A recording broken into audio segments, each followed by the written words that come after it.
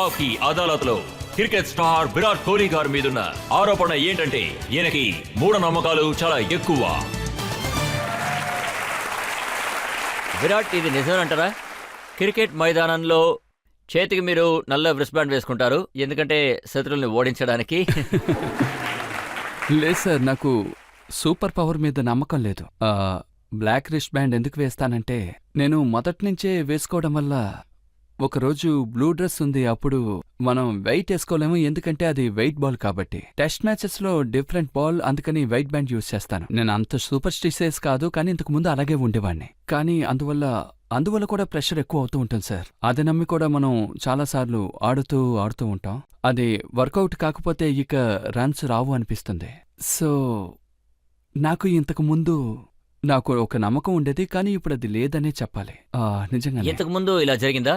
మీరు ఒకరోజు ముందు నెట్ ప్రాక్టీస్ చేయరు కదా, అంటే పెద్ద మ్యాచ్ జరిగేటప్పుడు అన్నమాట. అవును, ఒక్కొక్కసారి ఇలా జరుగుతుంది, కానీ నేను చెయ్యను. కానీ మేము ఎక్కువ ఆడుతున్నప్పుడు ఆ తర్వాత మనం ఎలా ఫీల్ అవుతున్నామన్న దాన్ని బట్టే ఉంది.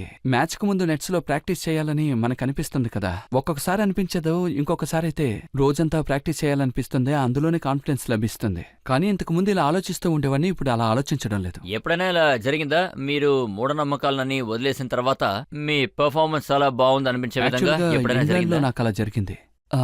వెస్టిండీస్ టెస్ట్ సిరీస్ గురించి మీరు చెప్పారు కదా, ఆ తర్వాత నా మైండ్ సెట్ బాలేదు. అప్పుడు చాలా లోన్లీగా ఫీల్ అయ్యాను. ఇండియాకు వచ్చిన తర్వాత నాకు బ్యాక్ ఇంజరీ కూడా అయింది. సో నేను 15 days బెంగళూరులో ఉన్నాను. ఎప్పుడు చూసినా ఒంటరిగా ట్రైనింగ్ చేస్తూ ఉండేవాడిని. నేను ఏ యాక్టివిటీ చేయలేకపోయాను ఎందుకంటే బ్యాక్ ప్రాబ్లం ఉండడం వల్ల. ఆ తర్వాత నేను ఫిట్ అవ్వడం వల్ల మళ్ళీ మ్యాచ్లో సెలెక్ట్ అయ్యాను. ఆ సీరియస్ నాకు చాలా ఇంపార్టెంట్, ఎందుకంటే ఒక బ్యాడ్ టైం తర్వాత కంబ్యాక్ ఇవ్వడం చాలా ఇంపార్టెంట్ అయిన విషయం. సో ఆ మ్యాచ్లో నేను ఫస్ట్ మ్యాచ్లో రన్ తీశాను, మిగతా 3 మ్యాచ్లు చేయలేకపోయాను. అప్పుడు నా మూడ్ కాస్త డిప్రెస్ అయింది. ఆ తర్వాత MS ధోని నన్ను పిలిచి మాట్లాడారు. నా మూడ్ సరిగ్గా లేదని ఆయనకి అనిపించింది. సో ఆయన ఏం ప్రాబ్లం అని అడిగారు. నేనేమన్నానంటే నా మైండ్ సెట్ ఇలా ఉందని. ఆయన ఏమన్నారంటే, దేని గురించి నువ్వు ఆలోచించద్దు, నువ్వు ఆట మీద దృష్టి పెట్టు అన్నారు. సో ఆ రోజు మాకది లాస్ట్ మ్యాచ్, వన్డే మ్యాచ్. అప్పుడు కొత్త రిస్ట్ బ్యాండ్, కొత్త గ్లౌజెస్, కొత్త ప్యాడ్స్, ఇంకా కొత్త బ్యాగ్ కూడా. ఎటువంటి ప్రాక్టీస్ చేయకుండా తినగా వెళ్ళి సెంచరీ కొట్టొచ్చా.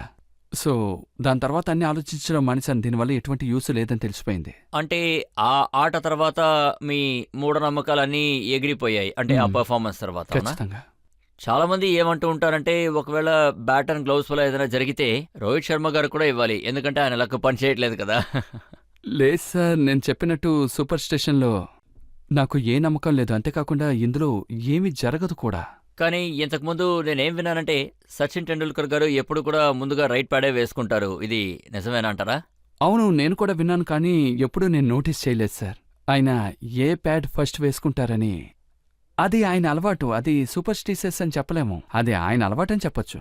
మనం మొదటి నుంచి ప్యాడప్ చేయడం వల్ల అది మన అలవాటుగా మారిపోతుంది సార్. సార్, మీరు టెస్ట్ మ్యాచ్ ఎక్కువగా ఆడడం ఇష్టపడతారా, లేదంటే T20 ఆడడం ఇష్టపడతారా? నేను పర్సనల్గా టెస్ట్ మ్యాచెస్ ఎక్కువ ఇష్టపడతాను, కానీ మీకు T20 చూడడం చాలా ఇష్టం కదా. ఈ విషయం నేను గ్యారంటీగా చెప్పగలను, ఎందుకంటే యాజ్ ఏ క్రికెటర్ పర్సనలీ ఒక సాటిస్ఫాక్షన్ అదేంటంటే టెస్ట్ మ్యాచ్లో దక్కే ఆనందం T20లో కానీ వన్డేలో కానీ దక్కదు. లేదు, ఆయన ప్రశ్న ఏంటంటే, మీకు T20 ఆడటం బాగుంటుందా, లేదా IPL బాగుంటుందా, లేదా యాడ్ షూటింగ్ చేసేటప్పుడు బాగుంటుందా?